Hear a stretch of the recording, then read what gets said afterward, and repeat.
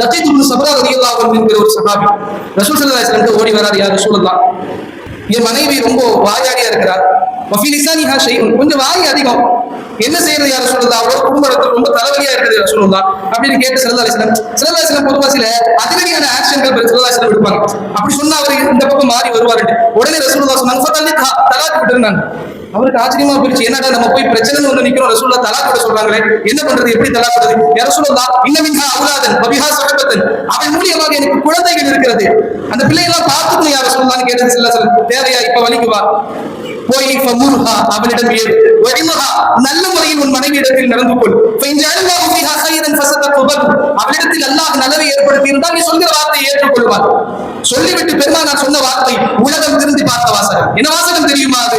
வலா தத்ரிபு லஈனத்தக லர்பக உமைனத, பெண்களை அடிமைகளை அடிப்பது போன்று நீங்கள் அடிக்காதீர்கள் என்று பெருமானார் ஸல்லல்லாஹு அலைஹி வஸல்லம் அவர்கள் சொன்னார்கள்.